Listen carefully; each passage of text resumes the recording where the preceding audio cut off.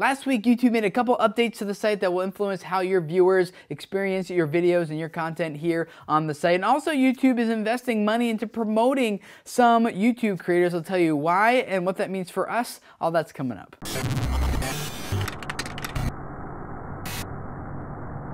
Hey guys, my name is Tim Schmoyer and it is Tuesday, which means it's time to take a look at some of the online video news from last week and talk about the implications that it has for us as creators. And one of the main things that YouTube updated last week, kind of quietly, is that they changed how much text they show in the description text beneath your video here on YouTube. More specifically, they switched it from just showing 3 lines of text to now showing 5 lines of text, which means that you now have an additional 2 lines to show to viewers who are watching your videos. What do you want to present to them? Now, I know a lot of creators like to put links, share this or follow me here or whatever down there. Go to our website, and those can be legitimate. But if you care anything about having your videos found in search results, starting the description text with your links is actually a really bad idea, because basically what you're telling Google and YouTube is like, hey, this is a video about this website, when in fact that video might not actually be about that website, especially if you start like your descriptions all with the same text. You have like a default text, it's the same for every video. You're telling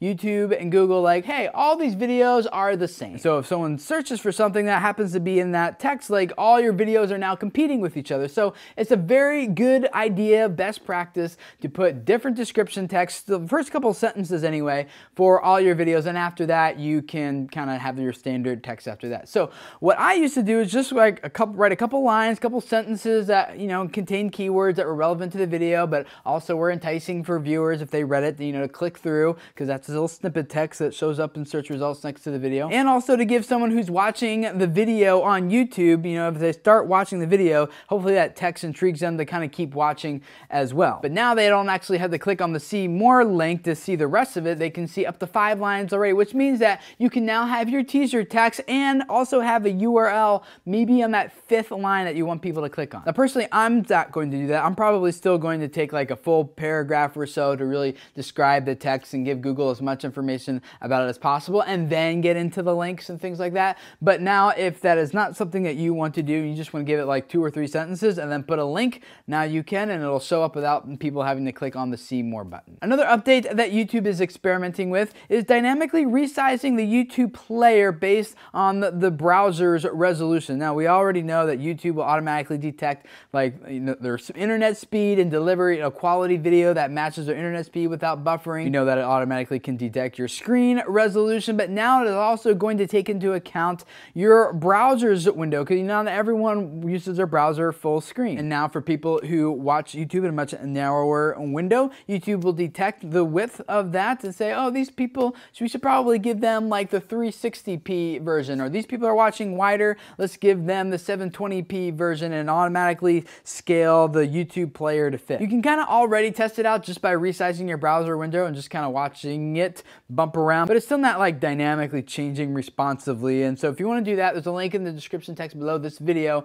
that will give you like the full step-by-step instructions for how you can enable that if you want to test it out and see what you think of it before it kind of goes out to the public. Also last week, news came out that YouTube will be putting paid promotion behind 3 of its top creators: Michelle Phan, Bethany Moda, and Rosanna Pansino. These are all beauty or cooking channels that have potentially very broad appeal and have already proven to accumulate a very sizable audience. So YouTube is thinking like, hey, let's take what's already proven to work really well to have broad appeal on YouTube, and let's just test it with these 3 channels. Let's like really do paid promotion for their channels. So what that means is it's going to be like on television commercials. It's going to be on the side of buses, metro buses, in urban areas, on the sides of metro trains and at bus stops. You're going to see billboards on the side of the road and all this like full on media advertising blitz promoting these channels. And I think what YouTube is experimenting with is like, hey, if we put money behind promoting what's already working on YouTube, will that then bring a bigger audience here? And if that brings a bigger audience here, can we then charge more money and make more money by having higher premium advertisers now more interested in the space? And thus can we now start to compete with television ad dollars a little bit more? Because the problem that YouTube has isn't inventory. Like they have, that's actually the exact opposite problem they have. have. They have way more many view impressions on YouTube than they have ads to sell against. And that's why we see CPMs declining, because there's more supply than demand. So the problem that YouTube is trying to fix here is not let's get more supply, it's actually let's get higher quality supply on the channels that people will be willing to pay more money to be on. And I'm hoping that if it works well on those channels, then we will see a trickle-down effect, not only of CPMs for everyone going higher, but also maybe YouTube will think like, hey, it worked well for these 3 channels, now let's promote these next 100 top channels. And if that works for them, then maybe we'll see CPM start to rise for everyone as more and more budget money starts coming into this space to meet those people, but then it has like a trickle-off effect. That, like, if that happens, it's like really far down the road. Like, we're not gonna see this happen next week, probably not even the next couple months, maybe hopefully by like the end of the year. So it's nothing to bank on right now, but it'll be interesting to see if this experiment works. Now, YouTube has done other experiments,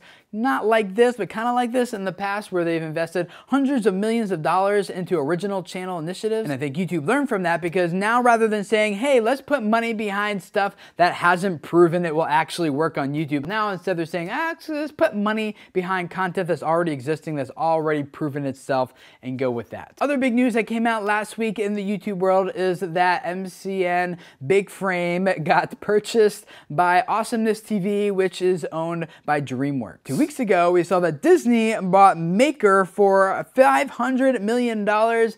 Big Frame went for $15 million. So what does that mean for us as creators, even if you're not partnered with either one of those networks? Well, New Media Rockstars has an article. It is linked up below. You should go check it out. Like, digs into this a little bit more. And I'm gonna kind of summarize what they say, because I think it's actually really true. One is it means that traditional media is still on top.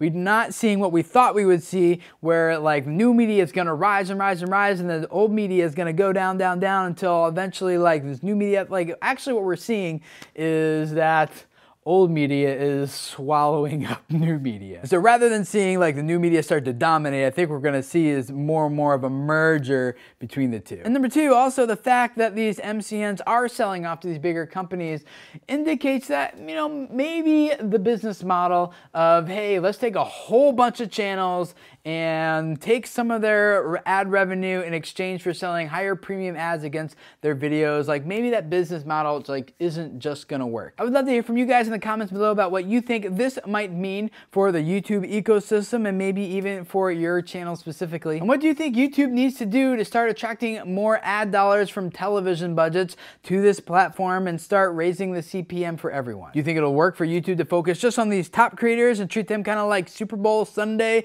where you pay a high premium to be against their content, and thus all the ad money will just stay with the top level tier YouTubers? Or do you think it could have a trickle effect? Or do you think it'll eventually expand? I would love to hear what your guys' thoughts are. And the rest of you guys, always make sure you go down there and check out those comments. Always a really good discussion and dialogue down there. And if this is your first time here, I'd love to have you subscribe. Every week you do a little bit of like what you just saw here, where we just kind of talk about the news and things that happen in the online video industry and what it means for us as creators. Tomorrow, we will give you guys some YouTube tips and ideas, suggestions, advice, and things like we do every Wednesday. And then on Thursday, we do some YouTube Q&A where I answer a question, help you guys out with your videos, your channels, your audience development, all that stuff, because I really do believe that a lot of you guys have messages that could really change people's lives if the people who need to hear what you have to say could just find you and hear what you have to say. So thank you for letting me be a part of helping you guys grow your channels and your audiences here on YouTube. Subscribe, and I will see you guys again tomorrow. Bye.